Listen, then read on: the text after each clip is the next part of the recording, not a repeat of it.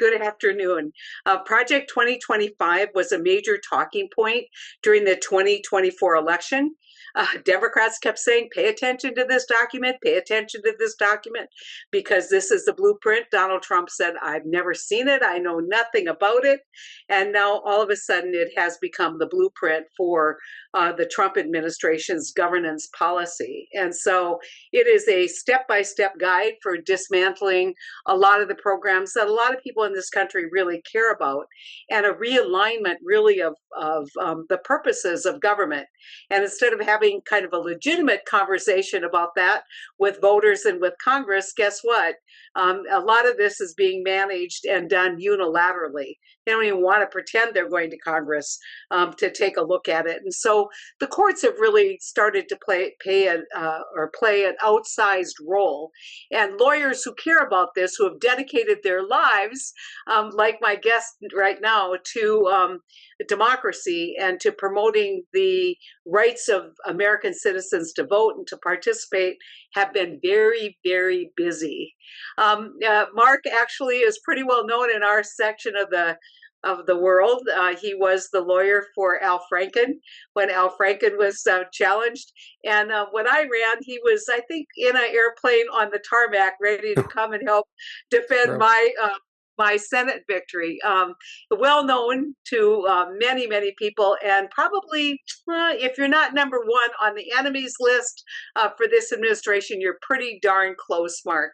I'm going to go ahead and let you kind of describe your transition from Perkins Cooley, who has been a stand-up law firm, quite honestly, in these challenges. You know, the administration has really tried to intimidate important law firms, and that tells you that he sees lawyers as the tip of the spear in terms of defending kind of traditional democratic values, and he would like to blunten that spear. So Marc, you want to make a few introductory comments and we'll get into Project 2025, but also more broadly, kind of the arc of where this is headed in the courts. Yeah, so first of all, thank you, Senator, for having me on and for everything you're doing in the fight for democracy and have done. You know, I wish I could say that this all just started in 2025, but the fact is, we have been watching an assault on democracy, free and fair elections, the infrastructure that makes our federal government work, frankly, the infrastructures in many of our states. We have been watching this attack take place for more than a decade now. You know, you could go back to the early 2000s and the opposition to President Obama and his agenda to see the origin of some of the current movement that is now in power today.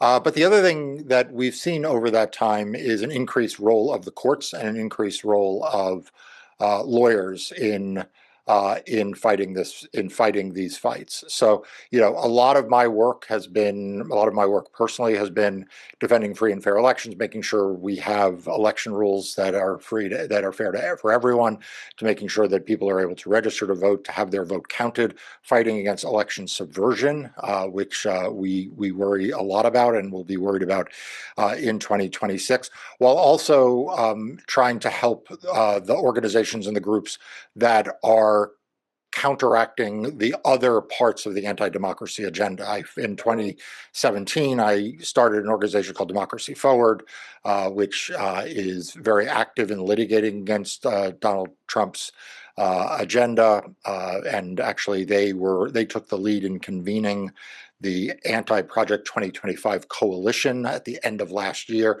that kind of divvied up a lot of the things that we have now seen him do and the groups that are responding. But they're not alone. The ACLU, State Democracy Defenders, Public Citizen. This has been an all hands on deck effort by everyone. And it's going to be for the long haul. And I think that's really the message I want to give people, is that, you know, I left Perkins Cooley, which is a great firm. They are fighting against the executive order that targeted them. I sometimes, reach out to them and see, if there's anything you can do to help, because obviously they are being targeted because I used to be a partner there. That's actually the basis of the executive order. But I left in 2021 because I realized after we saw January 6th, after we saw the post-election efforts by Donald Trump to overturn those in court. I represented President Biden in the DNC. We won 64 or 65 cases. Then we saw January 6th, and I realized at that point that we are not going to revert back to business as usual. Like, we're just not there. The desire, I think, of all of us that after Donald Trump was defeated, that we would see a return to to more normal politics. That didn't happen. And so I wanted to have a law firm that was 100% focused every day in, day out, in fighting the fights for we have a very clear mission at my law firm. It's got three parts. Number one, we help Democrats win. So, like, our first priority is we represent a large number of Democratic senators and Senate campaigns and House members and House campaigns and governors and their campaigns, because I don't believe we are going to restore democracy through Mike Johnson being the speaker or John Thune being the Senate Majority Leader. I think that we are going to restore democracy by putting Democrats in control of Congress and hopefully more. Number two, we help citizens vote on a nonpartisan basis. So we bring voting rights litigation to enfranchise voters. We have 55 cases right now. But the thing that I want to point out about the 55 cases is they are spread across. They're spread across 25 states. So we are fighting anti-voting legislation in Wyoming. We are fighting anti-voting legislation in Idaho. We are fighting several cases in Montana. So sure, we litigate a lot in Arizona and Pennsylvania and Michigan and Georgia, right? But I think that one of the mistakes that can sometimes be made is that we cannot allow a culture of voter suppression and anti-democratic institutions to build in states where we may not be winning elections today, but where those voters and citizens deserve every bit of dignity and respect for their vote and their role in democracy as anyone else. So I'm very proud of the work we do, not just in the traditional battleground states, but also in some very red states, and also, by the way, in some very blue states. I sued New York and struck down their ban on providing food and water to people waiting in line. So that's our second. And the third is we help progressive nonprofit organizations do their vital, important work. The only other thing I wanted to say in introduction is I also started in 2020, shortly before that, an organization called Democracy Docket, which is a news outlet that provides up-to-date information on what is happening to democracy in court. It puts out now, it has free daily and weekly newsletters. It's got a website. People should check that out, and it's a really great resource. And I would, as somebody who consumes that data on a regular basis, I would recommend it to everyone, because it'll give you a good sense of where this is. This isn't something that you're going to read always in the New York Times or they're going to cover the big decisions, but they're not going to cover the day-to-day state-based challenges that you're engaging in. And I think it also, Mark, gives us a sense of trend lines, right? Yeah, I mean, absolutely. people always say, how did this happen? I said, well, the Koch brothers had a very strategic kind of goal, which was to take over state legislatures, which led to gerrymandering and taking over redistricting, which led to a lot of kind of, the laboratory of ideas, basically getting things passed and starting movements. And so I just want to reinforce what you said, that you can't just look at these big national elections and think you're seeing the trend lines, because all of these things started in states like North Dakota, where it was easy to become, to elect people who were going to have your vision, or at least walk your walk. Let me give you one quick, just a quick example of that. So everyone knows that right now the Department of Justice and the White House has urged Texas redistricting. Everybody's reading that. That's in the New York Times. On July 1st, the Department of Justice sent a letter to the state of Wyoming to try to bolster an anti-democratic voting law there. 2 days later, they sent one to they demanded access to Minnesota's voting rolls. Now, if you're not paying attention to the fact they're seeking access to the voter rolls in Minnesota and that they're trying to enact a far right-wing agenda in Wyoming, what will happen is you will all wake up in 7 months, 8 months, a year, and be like, oh my God, why are they asking for the voter roll data in Georgia? Why are they doing this thing in Pennsylvania? And the answer, the way in which this administration is working in so many things, first they say they're going after the worst of the worst. Then they go after the gardener. Then now they're disappearing people who are, turn out to be US citizens. And so, one of the things I tell folks is if you're not paying attention to what's happening in red districts and in red states, then frankly, you're just waiting to find out that it's going to happen in the places that you are focused about. But by then they have built up a head of steam. They've built up some precedent. They've built up an infrastructure around it. So I'm very, very passionate about the work that I do, both as a lawyer and Democracy Does It in coverage, in making sure we are not ignoring what is happening in the places that are not covered by the New York Times. Absolutely. And just want to put a plug in for you, because I think that your ability to do this has been built on your national reputation, cases like the Franken case. And so where frequently we see national Democratic donors so focused on the presidency, so focused on things that are kind of big issues, whether it's the Senate or, those swing red to blue districts in Congress, it takes someone with your reputation, Mark, to really get the donor class of the Democratic Party, people who care about democracy, to basically pay attention and to fund the kind of efforts that it takes to defend democracy. I want to turn to Project 2025 because clearly this was the blueprint. I don't think that the president reads, so I believe him when he said he's never read it. Clearly hasn't read 900 pages. Not only that, but if Tulsi Gabbard is trying to figure out how to do a newscast for the daily intelligence briefing, I don't think he's going to read a 900-page policy-dense tome from the Heritage Foundation. But clearly, this has become kind of the blueprint. I want to just take you back to the first Trump administration, where it seemed like there really wasn't an ideology. It was kind of like, wow, we're here. We're going to play it kind of traditionally. I was interviewed for a cabinet position, which would have been kind of standard, finding one token Democrat to serve in the cabinet. That is really flipped. And I think that flip from the first administration to this administration, number one, is built on grievance because of the belief that they had that he had been persecuted. So I think it's built on grievance. But I also think that Project 2025 became a blueprint because I think he feels like he's got to accomplish something that's going to put him in the history books, not just, being a two-term president with a split term in middle. Absolutely. I mean, look, in his first administration, I think he didn't expect to win. I think he didn't expect to win. I think that, Chris Christie had put together a transition blueprint that got literally thrown away. And Donald Trump, I think, didn't appreciate and didn't understand, and the people around him didn't appreciate and understand how vast the federal government is.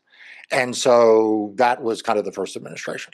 I think that this time they understood the value of having a very, very clear plan of action for achieving what his goals are. And I want to be very clear in what I believe his goal is: power. Okay. Project 2025 at its core is about centralizing power in the White House, in the persona of the president. So, you can look at all of the individual provisions, and I'm happy to talk about any of them. I have read Project 2025 several times. I'm happy to talk about what it means in a particular issue, and we can talk about what is a philosophical document. But essentially, what Project 2025 says is that we need to strip out of the federal government people who are nonpartisan, who therefore might act in a way that is not ceding 100% judgment, authority, expertise to the president. So we need to get out of government the people who might have their own independent opinions that are different, or independent ability to execute their decisions that are separate from the president. So that's number one. It is an effort for the White House and the president to be able to control all aspects of the federal government. And to be able to do that, you need to get rid of the civil service. The second thing is it collapses the notion of independent agencies. So it says essentially that the idea that the attorney general doesn't operate at the beck and call of the president is a fiction. It says the fact that you have an independent SEC, FEC, IRS, that those are all fictions. And it seeks to systematically take away those independent agencies. So again, the entire government is simply responsive to what he wants and can be staffed with people who will execute his wish. The third thing it does, and this is the one that I think is most, those first ones, I completely disagree with. I think it's getting rid of government on the merits. I think it is terrible. There has been a long-standing right-wing conservative jurisprudence about this idea of a unitary executive that again, like, predates Trump. He's embraced it. Project 2025 is a very strong version of it. But let me tell you what I think is new, what is like the most dangerous thing, which is we oftentimes say that there are three co-equal branches of government. Okay, and I give credit to Congressman Raskin, who was the first person to point this out to me. We don't have three equal branches of government. The founders never anticipated there would be three equal branches of government. They anticipated Congress would be the dominant branch of government. And so, like, even the premise that, like, there are checks and balances, really the way the Constitution is set up is that Congress is a check on the executive through the impeachment power, through the conviction power, through the budget, the ability to budget, the ability to create departments and appropriate funds, right? That Congress is the dominant branch over the executive. And frankly, they anticipated that Congress would be the dominant branch over the judiciary. It's Congress that establishes the lower courts. It's the Senate that confirms judges. It is Congress can impeach and convict and remove judges, right? And neither of the other branches have that authority with respect to members of the House and Senate, right? So the theory of the Constitution was that it would be a legislatively dominant government, and the role of the president would basically be to take care that the laws are faithfully executed. And I won't say that for the last 200 plus years it has worked smoothly. Certainly Richard Nixon didn't abide entirely by that regime, but by and large that regime happened. I mean, Senator, when you were in the Senate, there was an understanding, Democratic president, Republican president, there was an understanding that if Congress didn't appropriate funds, the money couldn't be spent. If Congress did appropriate money, the funds had to be spent. And that if Congress set up an agency, that agency existed. And what Project 2025 at its most radical, dangerous level is, it is not the overtaking of the executive branch, which, like I said, is bad and bad for government and will lead to, senselessness and suffering. But it is the effort to essentially say the president does not need to follow appropriations. He can impound funds. He can abolish departments. He can ignore how they say agencies are to be staffed, what their missions are. Like, it is essentially a trampling over the legislative branch, which I think is the most dangerous part of Project 2025, and which you are seeing take place across the board. But it's only happening because of the complicity That's right. of members of his own party who would, I mean, if I had to hear one more story about Barack Obama's executive orders or Biden's executive orders, I mean, and you want to say, you guys can't complain about this, but now as we've gotten, if you do it, then we can do it, kind of thing. And I always say Article 1, which established the legislative branch, is Article 1 for a reason. Mm-hmm. It is the dominant branch of government. But if you have a political kind of, I mean, I hesitate to use this, but a political genius who has rules their political party. It's exactly what was threatened, or the Federalist Papers talked about, this factionalization, loyalty to a party and not to a country, loyalty to your party and not your legislative district, and so it's if just five United States senators would step up and five congressional people would step up and say, you can't do this, that would go a long way. But now we've normalized it. So how concerned are you about, and we're just going to turn this over, because if there's a Democratic president next time around, there's going to be a whole lot of people in the party that you and I have been part of who are going to say, Donald Trump wrote the blueprint, just do it the way Donald Trump did it, and then you can get your way. Yeah, look, I think that is the great question. I mean, that's the great, the question is, how do you ever unwind this? And it is from a democracy standpoint, a real conundrum, because at some point, let me first say one thing which you said, which is entirely right. It didn't have to be this way. It was not that long ago that if you were the Speaker of the House, regardless of party, regardless of the presidency, you had a certain amount of institutional dignity and respect. Like you wanted to jealously guard your own power and prerogatives. If you were the Senate leader, presidents might want things, but you guarded your prerogatives, the Senate's prerogatives, versus the White House, even if it was your own party. Now, obviously, it might be more softly delivered or whatever, but there was a sense, that you would have the leaders of the two chambers at some tension with each other and at some tension with the White House, because there were separate power centers.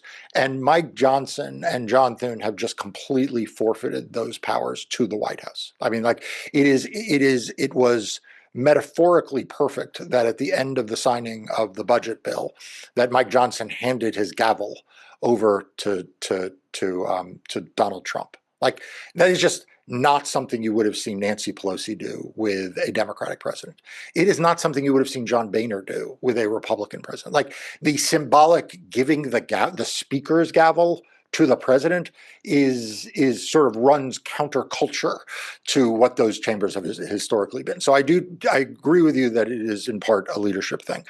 I think that there are two models that we look forward at, Senator.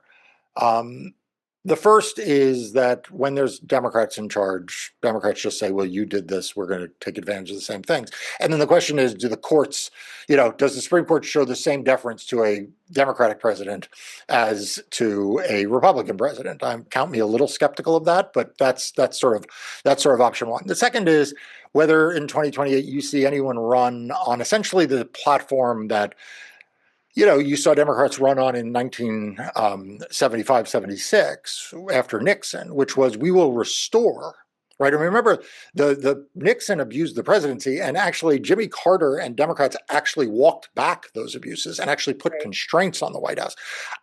I kind of don't. In fact, the Budget Impoundment Act, which you're hearing a lot about, came after the so-called imperial presidency. Trump makes Nixon look like a slacker, right, as it relates to exercise of power. But that there was a legislative reaction to the so-called imperial presidency in the 70s, which resulted in the Budget Impoundment Act, and none of that seems to matter. Right. But the question is whether we would see a similar, will there be similar efforts to constrain the presidency if Democrats take control of the House and the Senate and the White House? Like, would they enact those restraints or not? I don't think we know. I think that what I do know is that Project 2025 has succeeded in that it has restructured not just the Trump administration, but it has moved the Overton window of what people are already expecting of the White House. And that's really quite dangerous. Like, we are kind of, the media, the political class, the citizenry, everyone has sort of come to they may lament, they may protest, and they should lament and they should protest. They may fight, I fight, you fight, a number of people fight. But there is also a kind of like when the sun comes up tomorrow, USAID doesn't exist. And like that is a tragedy for democracy. It's a tragedy for the world, but it's a tragedy for democracy because that is an agency established by Congress, funded by Congress, that Project 2025 decided they didn't want anymore, and this president has gone along with. And how do you ever reestablish a different set of norms? And as it relates to USAID, they're very clever, very strategically clever. Doesn't have a big constituency group in this country. Nothing to see here. This is just a bunch of foreign aid, which and I know, is a lot about soft power, a lot about hearts and minds across the world for the American democracy. But they didn't take out after Medicare. They took out after USAID. Let's turn quickly to the courts, because what role, I see the courts as defense and potentially offense. And so talk about kind of the protections that lawyers like you are trying to secure in the courts to basically be a stopgap, a hold harmless kind of clause, and then whether the courts have whether the strategy on the opposition, or what I call the resistance, whether we've that strategy or that resistance has been aggressive enough proactively. So, look, the courts are being asked to do things that, again, the founders never anticipated them to be asked to do. They would have said, if you had gotten the Jay, Madison, and Hamilton in a room, the federal folks who wrote the Federalist Papers, and ran the current scenario by them, they would have said, well, of course, Congress will impeach him and remove him, and the Senate will remove him, right? Like they would not have thought the courts were the solution. They would have thought that of course, the political branches would handle it. But I think that the courts are being asked to carry all of this weight, and they are not going to solve the problems of democracy. They will at best take the worst edges off, and they will buy us some time. They will buy us, they will slow down the administration. They will stop some of the worst things. But, fundamentally, I don't think they're going to completely halt Project 2025 and Trump's authoritarian impulses. I'd say that the prospect is a little bit better. So there's kind of two areas that I think are being litigated. One is the Project 2025 stuff. The second, which is where I do most of my litigation, which is around free and fair elections. I think we actually have more hope and success. We have more historic success and more hope in the free and fair election space, in part because we are fighting state by state. And so, it is easier. Last cycle, one of our great successes last cycle is the state of Montana had passed 4 separate voter suppression laws. 4 separate laws, all targeting John Tester. Now, John Tester didn't win, but we struck down all 4 laws.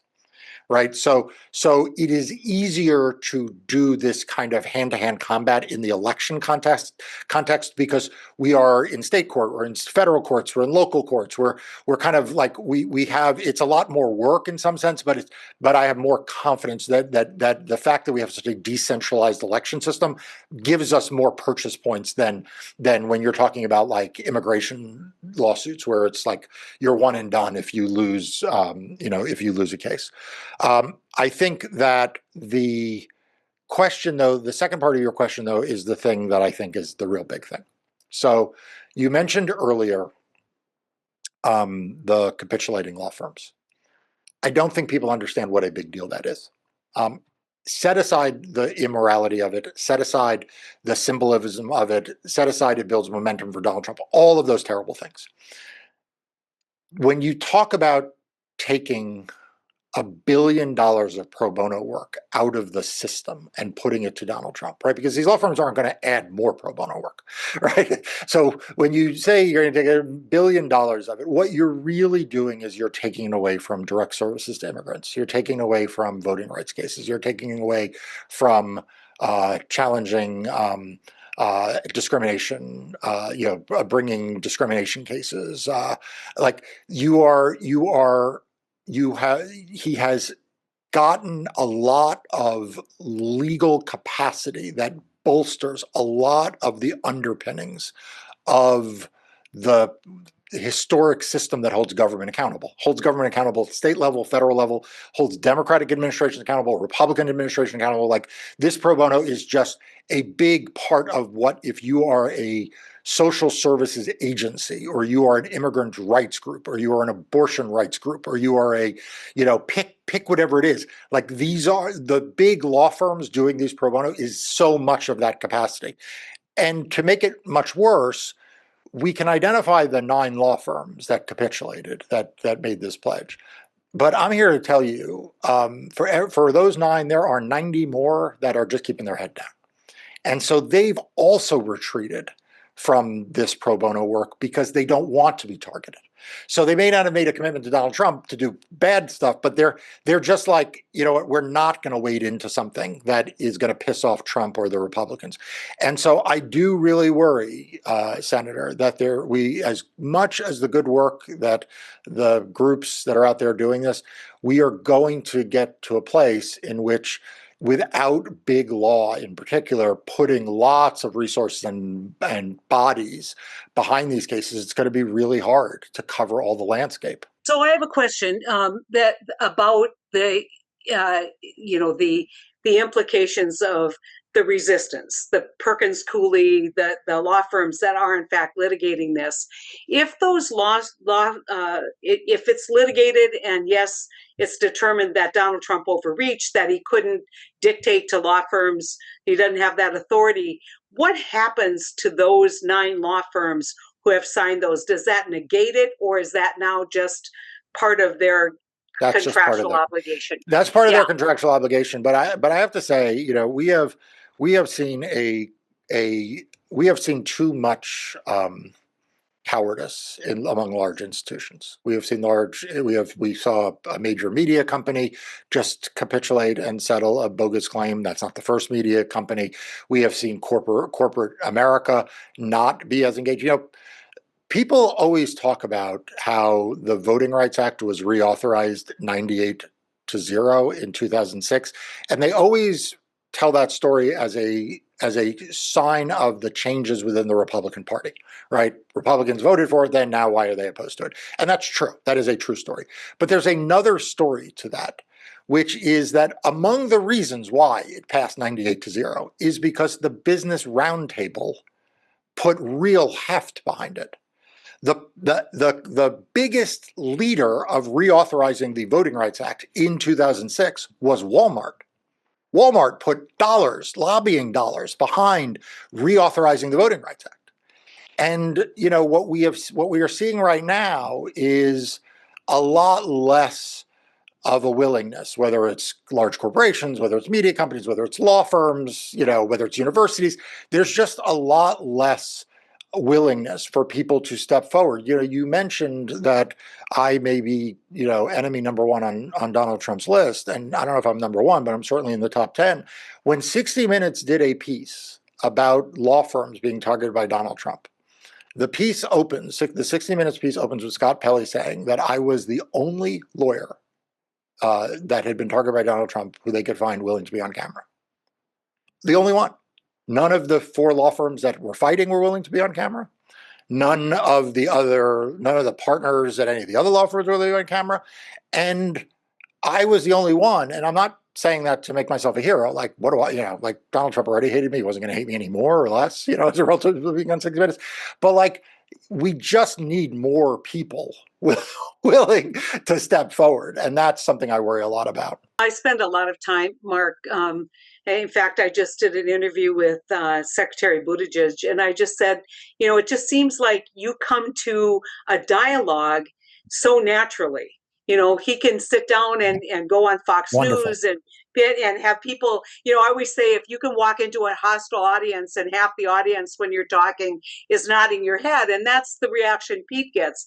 But so many people have been cowed and intimidated by this administration, fearful. And then you see the political violence coming out of Yeah. states like Minnesota, and people say, well, I'm not going to put my family in jeopardy. I'm willing to do what I need to do. But it's going to take a number of people stepping up and actually saying this is enough. And it is frightening to me that so many institutions, especially the media. I mean, I think it's bad enough the law firms, bad enough the Harvard's fighting it, Columbia didn't.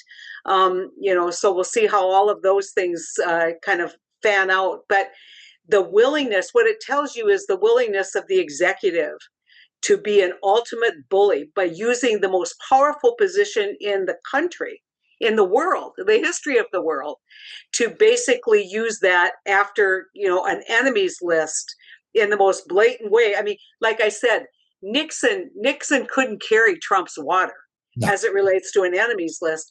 And so how do you motivate more people, I guess, is my question to you. How do you motivate more lawyers? I know that Norm Eisen and I have done a lot of programs Yeah. together. There's tons of people out there who are fighting it, but yet it seems like it should just be an automatic knee jerk that every state bar association throughout the country should say this is wrong.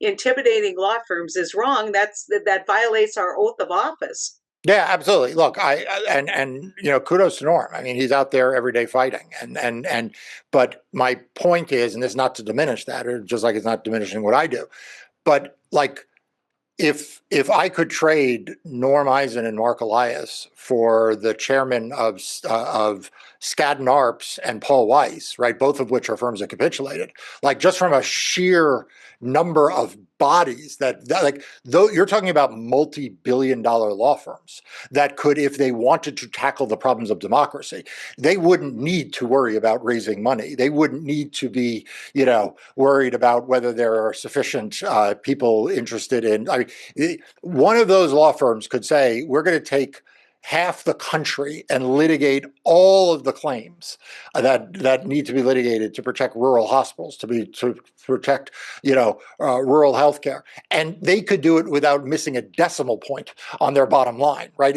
So like that's why I keep coming back to the challenge of this. So how do we motivate? Look, I think that we do it through example. I mean, I think we do it by showing that there are people willing to stand up. And hopefully, when it's funny when the producer at 60 Minutes asked me to do it, I originally said no, and I didn't say no actually because of intimidation. I said no because it's like a pain in the neck to be on 60 Minutes. I mean, with you have done 9,000 times more interviews than I have, and I don't know how you have the patience. Like it all takes, like, you've got to get to the studio, they got to get the thing set up, right? Like it's a blah blah blah blah blah.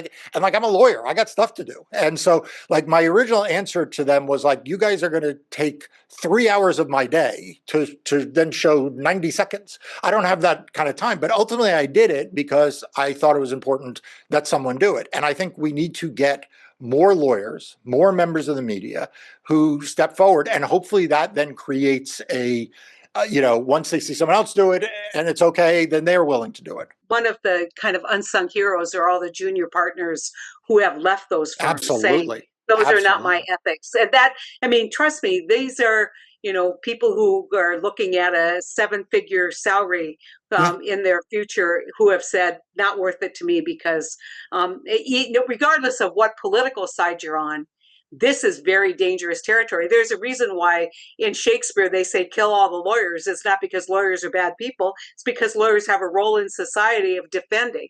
I'm going to turn, Mark, to some of the questions we're getting in the chat. One is, was Citizens United, and I'm going to add Buckley versus Vallejo because I never talk about Citizens United without talking about Buckley. Was that decision the vehicle for Trump and MAGA? And he says, Heidi, the problem voters have with the donor class is in both parties. Please respond. All right. So I think you're right to say you cannot talk about um, Citizens United without talking about Buckley. And it is sometimes, I think I sometimes leave people sort of unsatisfied on my answer when I just talk about Citizens United because, yes, I think Citizens United was wrongly decided. But what Citizens United really did was just follow a framework that was already in place for 4 decades. And so I know that is an unpopular view because people want to say Citizens United was this wild thing out of left field. Basically, in the problem with the campaign finance system is structural, is like legally structural, which is that the Supreme Court in the mid 1970s said that money is speech and you cannot limit independent speech. Now, in that context, they were talking about independent speech by individuals, but it was not long before that became independent speech by individuals and PACs. It was then next that it became independent speech by individuals, hard money PACs I'm talking about, and certain nonprofit corporations, so-called MCFL corporations, which was the state of the law when I came into practice. You could run independent expenditures if you were an ideological nonprofit. And then finally, in Citizens United, they said, well, we're just going to say it's independent speech by anybody, whether it's an individual, a nonprofit, a for-profit corporation. It just throws that open. But, Bert Newborn, who's maybe still is, but he was the longtime executive director of the ACLU in New York City, way back when, like in the 1980s, said the problem with the campaign finance system is that Buckley is a rotten old tree. And it's being propped up by people on the left. Just for clarification, Buckley is the decision that said money is speech. Right. And he said, like, look, it's being held up because everybody is sort of invested in like propping up this dead tree. But like that's ultimately your thing. And so it has led to a campaign finance system that continues, and there is actually a case now that the Republican Party brought that the Supreme Court's agreed to hear that we've intervened on behalf of the Democratic Party, including the Democratic Senatorial Campaign Committee, to oppose this Republican effort, which would remove the so-called 441A or coordinated party spending limits.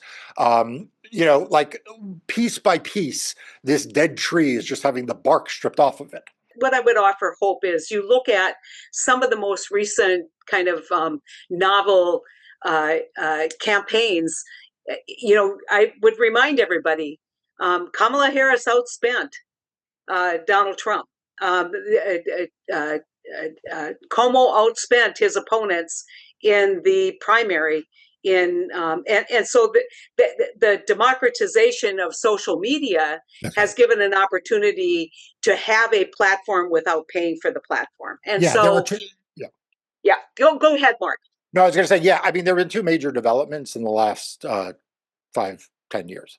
The first is, contrary to what many people think, most campaigns nowadays are actually relying more on small dollar people who are given $25 on the internet than they are large dollar fundraising. Now, that's not true for super PACs and all of that, but there has been the change of what it means to be a campaign today versus what it meant before the widespread use of the internet and really the dominance of small dollars has really changed. And the second is as you said, Senator, we live in an attention economy where attention is in some sense more valuable than money. I mean, would you rather be the candidate who is walking from one end of Manhattan to the other and being shared on social media everywhere, or the former governor of New York State who can buy 30-second television ads? Well, it turns out the attention you get from the first is actually more valuable than the second. And that is not just that one race in New York City,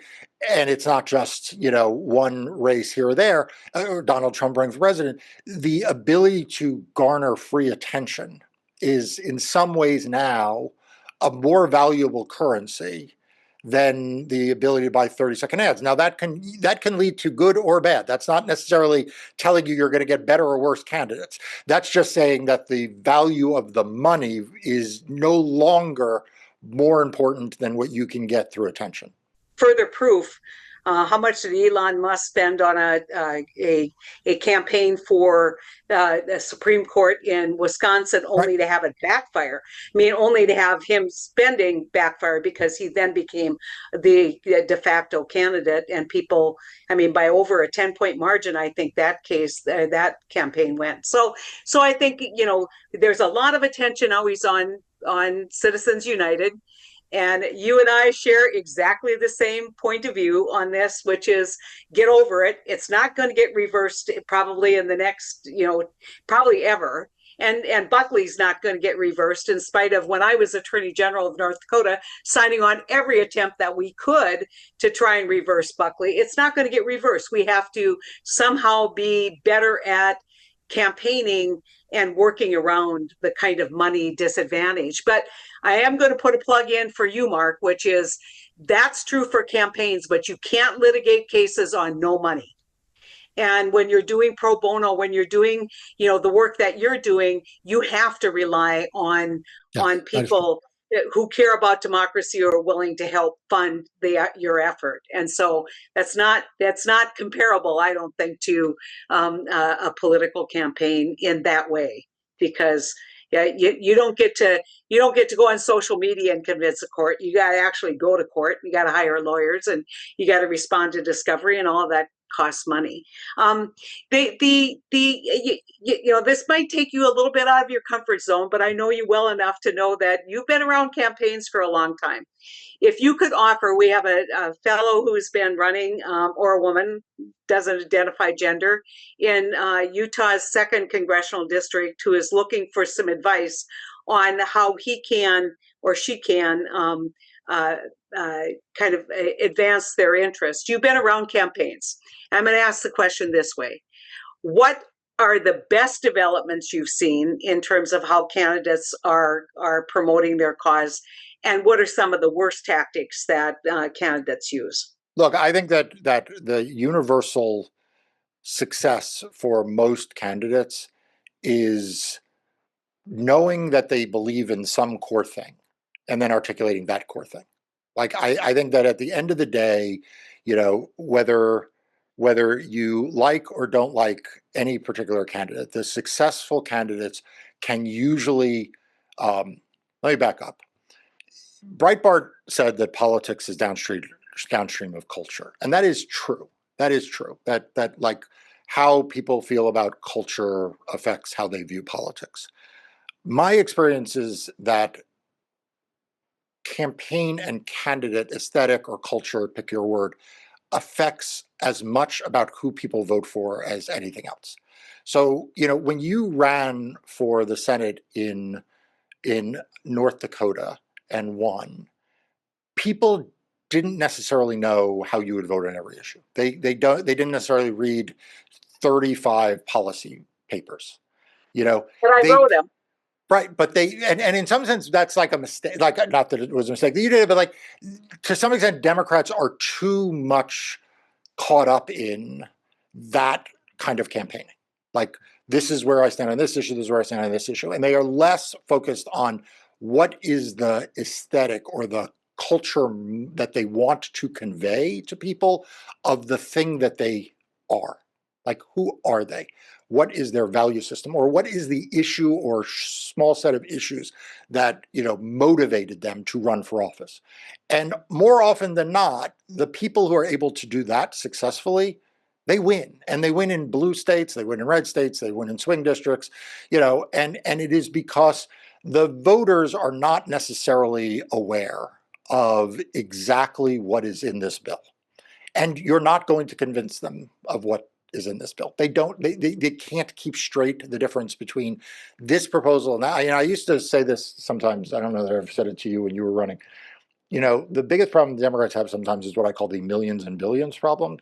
Like, the budget deficit is this many billion and this program is this many million. And like the average voter can't keep all that straight. But what they can keep straight is like, is the person running for office, does it seem like they have a reason to be running for something that will make the lives of the people, the voters, better? And if they have that thing, whether it is housing affordability in New York City, or it is building a big wall in 2016, like, or whether it is I'm going to make, Bill Clinton, if you work hard and play by the rules, like work hard, play by the rules was just like Bill Clinton's way of conveying an aesthetic to the voters about who he was fighting for and what kind of framework he would use. And you were very successful in that in your political career. And that just gets you a lot further than trying to be about, a laundry list of poll tested or even not poll tested proposals. I have this thing occasionally, and the program's now phased out, where we would meet women who wanted to run for governor, and I would walk around the room with the microphone and I say, okay, you got 2 minutes to convince me. And if they started out, I'm running because I want to give back, I go blah blah blah blah blah blah. No one's listening. That it's not about you. And I think the best advice that I can give you is it is about the people that you're going to serve, and you better understand who they are, you better understand what they care about, and you better know who you are and why it is that you want to run.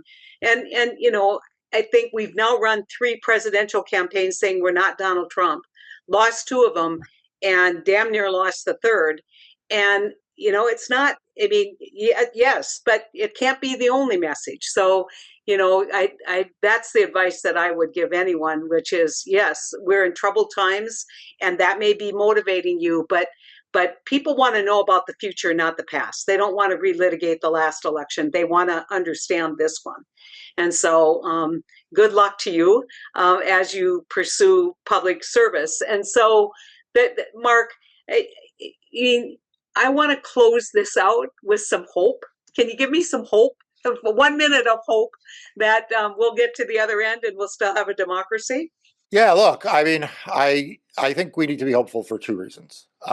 So the first reason we need to be hopeful is because Donald Trump and his movement want you to give up hope. Like the biggest tool that authoritarians have is to make you believe that there is no point in trying. They want you to lose hope. They gain power when you say there's nothing we can do, our protests don't matter, the court is rigged, Congress won't do anything, the elections won't be free and fair. Like the moment you give up hope, you're actually doing exactly the thing Donald Trump wants you to do. Okay, so that's number one. Number two, the reason to be hopeful is because the fact is Donald Trump is not all powerful. He is not. He is running into courts where he is losing. He is running into protests that he does not like. And, there is no politician I have ever met who does not care whether the public is with them or against them. Okay, none. Like I always say this to folks when there are bills in the House or the Senate, and I say make phone calls, and they say, "But I'm represented by I live in a red state or a red district." I tell them it doesn't matter. Like you can pick the bluest state, the bluest district in America, and I promise you, if they get calls saying that they don't like that my constituents are unhappy, they still don't like it. Okay, so don't believe that somehow Republicans are immune from your voice. They see your protests. They hear you at the town halls. They hear your phone calls, and it matters. I can't tell you it matters 1 for 1 or it matters in just 1 vote, but it matters. And Donald Trump is a particularly thin-skinned politician. So it matters even more with him. He wants to be liked more than even most politicians. He thrives off of that. So activism matters. Phone calls make a difference. And finally, one of the reasons why I'm hopeful is because I think Democrats could retake control of the House and Senate in 2026. I think they have a real shot. And I think that it will be the most important midterm election of my lifetime and career. And I think if Democrats retake control of the House and Senate and they assert the authority that they can assert, it will make a huge difference. I think if you have more Democratic governors, it will make a huge difference. Look at the difference between what it is like right now living under Gretchen Whitmer or J.B. Pritzker versus states run by Republican governors. So I don't believe that the only office that matters in this country is the presidency. I think in particular, Congress can check the presidency, and I think governors. I'd like to see Democratic governors. I've said this to a number of Democratic governors. Democratic governors need to get over their concern or their general resistance to states' rights. We need to be a party that understands the power of federalism. Republicans have spent decades telling us that states get to decide things, not the federal government. Well, the best Democratic governors are embracing that, and there are some who are doing an excellent job, and we need to encourage more of that. So I am not at all pessimistic. I am hopeful that we are going to reverse this.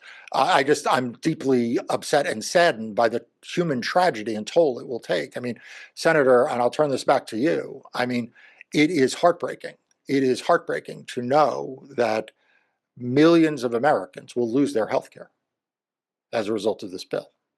Yeah. That is just for everything that you fought for, and that Democrats and Republicans fought for in the expansion of healthcare across the board.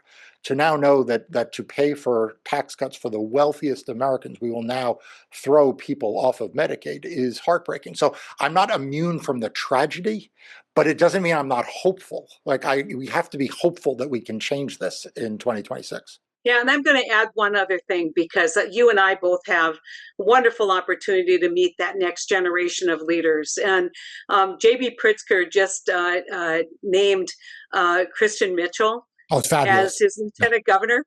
And, he's somebody I've gotten to know as I've worked in Chicago. I just am awed by him. He's just such an amazing thinker, politician. And so for those of you who are out there saying, oh, what is the future? Let me tell you, I've seen the future. Mark, you've seen the future, and it is bright, with so many bright, talented people who care about our country. So, Mark, stay in touch. It's great to hear from you. Thank you Same for here. everything that you're doing. Thank you, and thank you for everything you're doing.